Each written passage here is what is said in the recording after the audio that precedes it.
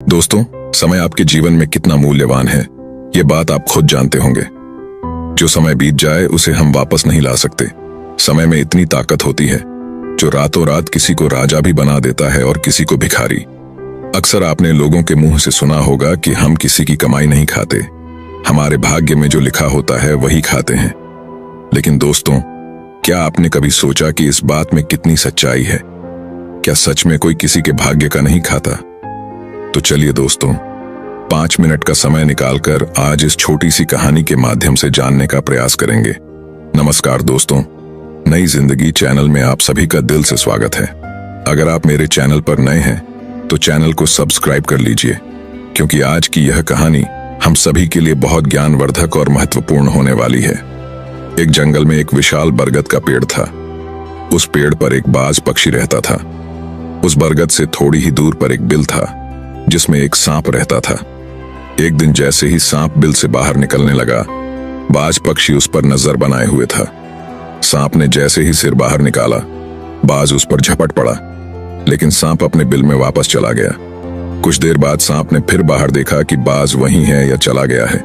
जैसे ही सांप बिल से बाहर निकलने की कोशिश करता, बाज उस पर हमला करने की कोशिश करता और उसे पकड़ने का प्रयास करता।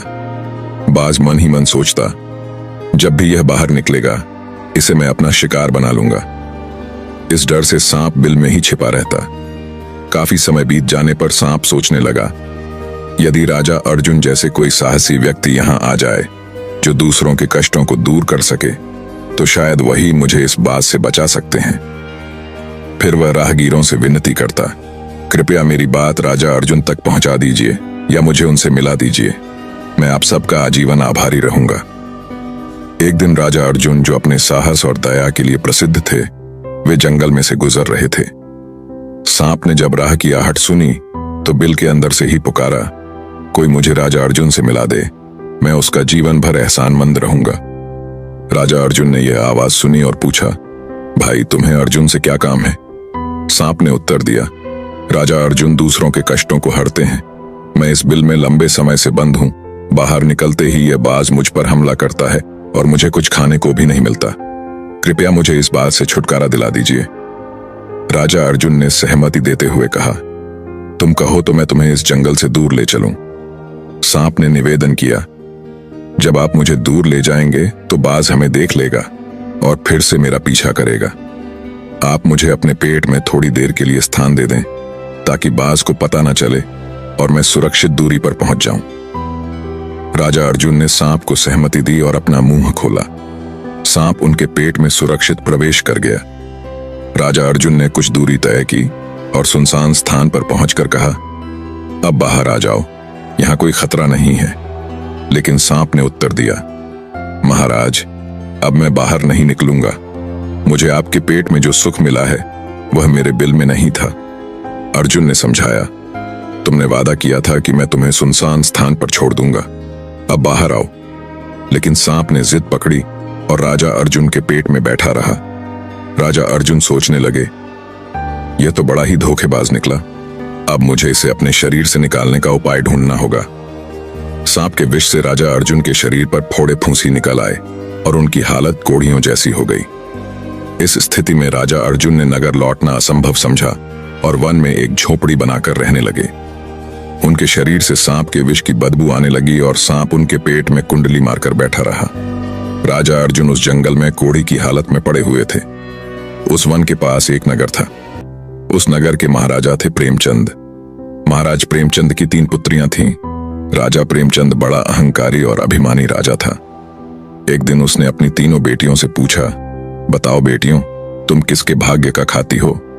उनमें से 2 बेटियां तो राजा के डर से कहती हैं, पिताजी, हम तो आपके भाग्य का ही खाते हैं।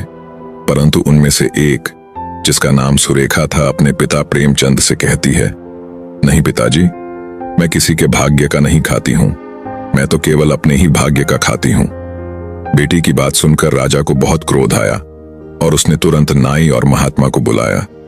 राजा ने नाई और महात्मा से कहा, मेरी इन दोनों बेटियों का रिश्ता तो किसी राजा के यहां कर दो और इस बड़ी बेटी का विवाह किसी कोढ़ी या अपंग व्यक्ति से कर दो।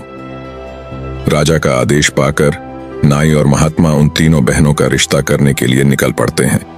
उन्होंने राजा की दोनों छोटी बेटियों का विवाह राजवंशों में कर दिया, परंतु बड़ी बेटी सुरेखा के लिए वर ढूंढते हुए उसी वन से जा रहे थे जहां राजा अर्जुन अपनी झोपड़ी में कोढ़ी की हालत में पड़े हुए थे। राजा अर्जुन को देखकर नाई और महात्मा आपस में कहते हैं, इससे अच्छा वर हमें नहीं मिलेगा, इसलिए इसी के साथ राजा की बेटी का विवाह कर देते हैं। फिर नाई और महात्मा ने राजा प्रेमचंद की बेटी सुरेखा का विवाह राजा अर्जुन के साथ तय कर दिया। राजा प्रेमचंद ने सुरेखा को उस वन में ले जाकर कोढ़ी राजा अर्जुन के साथ विवाह संपन्न कर दिया। सुरेखा अपने पति राजा अर्जुन की सेवा करने लगी, जबकि उसकी दोनों छोटी बहनें राजमहलों में आराम से रह रही थीं। सुरेखा ने राजा अर्जुन के साथ दुखों का जीवन जीते हुए भी अपना कर्तव्य निभाया।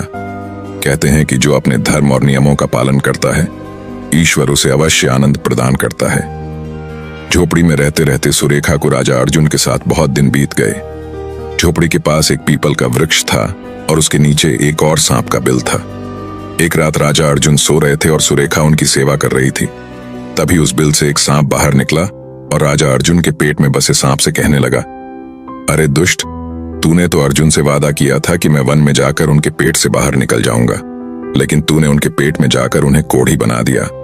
यदि कोई सुन रहा हो तो मैं इसका मृत्यु का उपाय बताता हूं। यदि कोई गंगा जल लाकर इस राजा को पिला दे तो यह सांप 100 टुकड़ों में बंटकर बाहर निकल जाएगा। राजा के पेट में बैठा सांप दूसरे सांप से कहता है, तू धन पर कुंडली मारकर बैठा है। अगर यह धन लोगों के लिए इस्तेमाल होता तो अनेक लोगों का भला होता। यदि कोई सुन रहा हो तो एक पीपा तेल गरम करके तेरे बिल में डाल दे तो तू वहीं नष्ट हो जाएगा और अपार संपत्ति प्राप्त होगी। सुरेखा उन बातों को ध्यान से सुन रही थी। उसने सोचा कि यह कोई और नहीं बल्कि राजा अर्जुन है और उनके पेट में एक सांप बैठा हुआ है, जिस कारण महाराज के शरीर से कोढ़ निकल रहा था।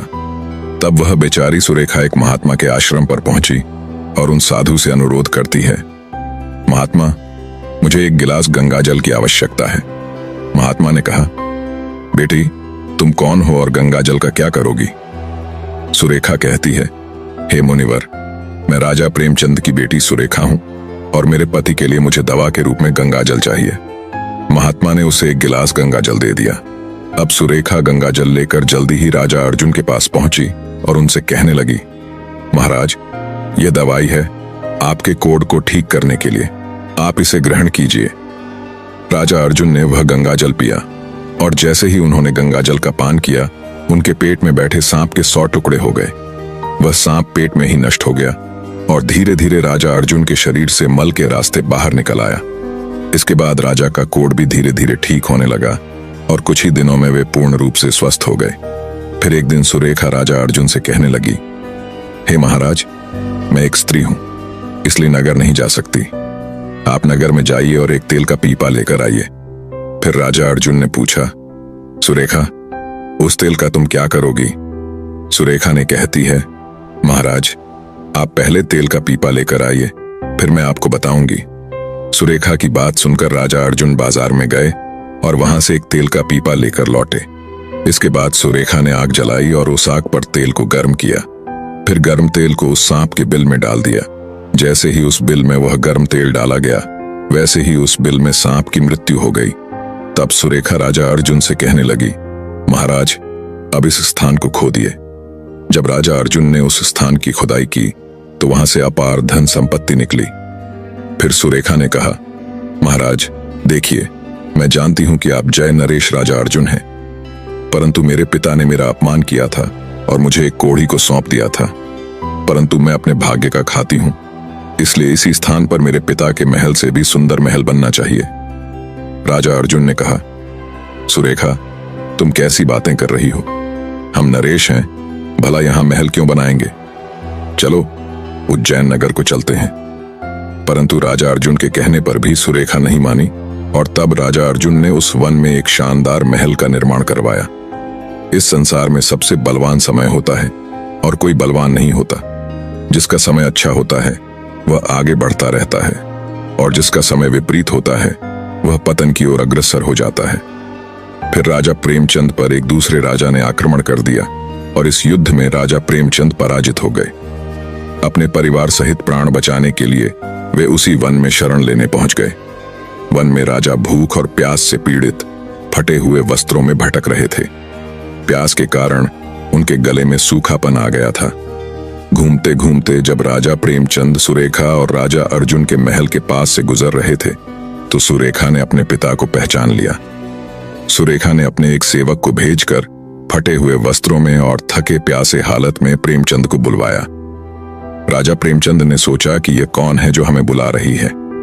जब वे उस लड़की के पास पहुंचे तो उन्होंने उसे पहचान लिया।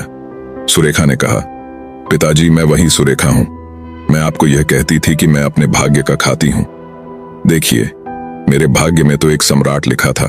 मैं उज्जैन नरेश राजा अर्जुन की पत्नी हूं। राजा प्रेमचंद को अपनी गलती का एहसास हुआ और उन्होंने अपनी बेटी से अपने किए के लिए क्षमा मांगी।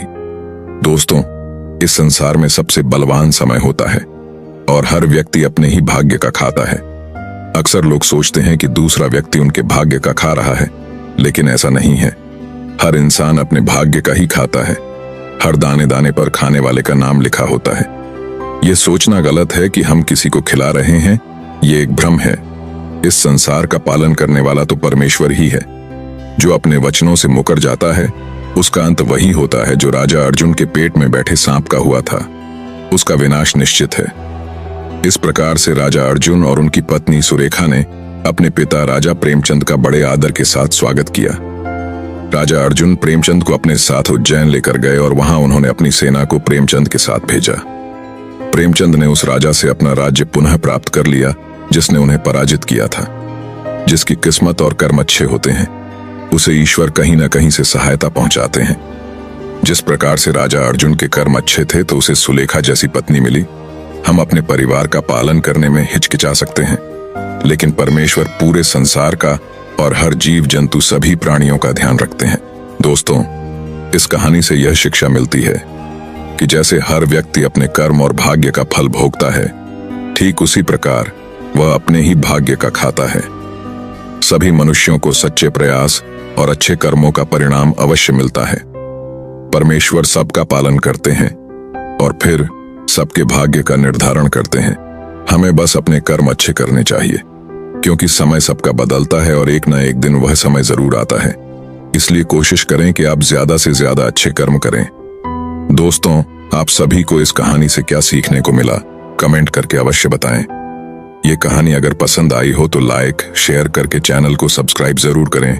मिलते हैं नेक्स्ट वीडियो में। धन्यवाद।